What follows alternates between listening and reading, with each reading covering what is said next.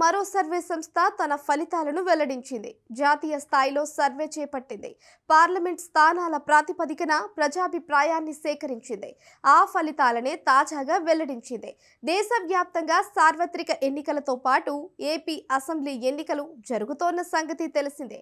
అన్ని పార్టీలు ఎన్నికలకు సిద్ధమయ్యాయి. వైసీపీ ఒంటరి పోరుకు సిద్ధం కాగా టీడీపీ, జనసేన కూటమి కట్టాయి. ఈ కూటమిలోకి బీజేపీ రానున్నట్లు ప్రచారం జరుగుతోంది. మరోవైపు కాంగ్రెస్ పార్టీ యాక్టివ్ అయింది. వామపక్షాలతో కలిసి ఇండియా కూటమిగా పోటీ చేయనుంది.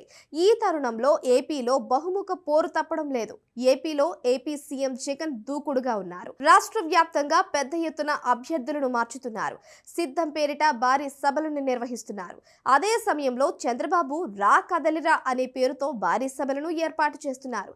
పవన్ కళ్యాణ్ తో కలిసి జెండా సభలకు సైతం శ్రీకారం చుట్టారు. ఈ నేపథ్యంలో రాష్ట్రంలో ఎన్నికల సందడి కనిపిస్తోంది.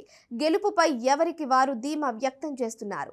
దీంతో నేషనల్ మీడియా సంస్థలు, సర్వే సంస్థలు హల్చల్ చేస్తున్నాయి. ఇప్పటి వరకు India TV, pole strategy group, political critic సమస్యలు తమ అంచనాలను బయటపెట్టాయి. మెజారిటీ సర్వే సంస్థలు వైసీపీకి అనుకూలంగా ఫలితాలను ఇచ్చాయి. తాజాగా జీ న్యూస్ మ్యాట్రిక్స్ సంస్థ ఒపీనియన్ పోల్ ను వెల్లడించింది. దేశవ్యాప్తంగా అన్ని లోక్సభ నియోజకవర్గాల్లో ఈ సంస్థ సర్వే చేపట్టింది. కేంద్రంలో అధికారంలోకి రాబోయే పార్టీని తేల్చేసింది. కేంద్రంలో ఎన్డీఏ సంకీర్ణ కూటమి మూడవసారి అధికారంలోకి వస్తుందని స్పష్టం చేసింది. 377 స్థానాలతో కేంద్రంలో ప్రభుత్వాన్ని ఏర్పాటు చేస్తుందని తెలిపింది. ఇండియా కూటమి 94 స్థానాలకే పరిమితం అవుతుందని తేల్చి చెప్పింది.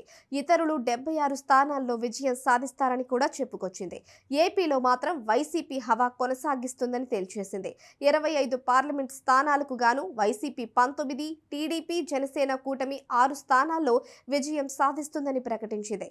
కాంగ్రెస్, బీజేపీ ఖాతా కూడా తెరవదని తెలిపింది. దీన్ని బట్టి వచ్చే ఎన్నికల్లో వైసీపీ మరోసారి అధికారంలోకి రావడం ఖాయమని తేలింది.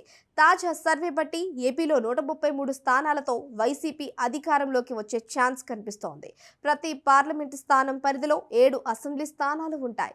19 పార్లమెంట్ స్థానాలకు గాను 133 అసెంబ్లీ సీట్లు దక్కించుకునే అవకాశం కనిపిస్తోంది. వైసీపీకి 48%, టీడీపీ, జనసేన కూటమికి 44% ఓట్లు దక్కించుకుంటుందని ఈ సర్వే తేల్చింది. ప్రభుత్వంపై ఎటువంటి వ్యతిరేకత లేదని తేలడం విశేషం.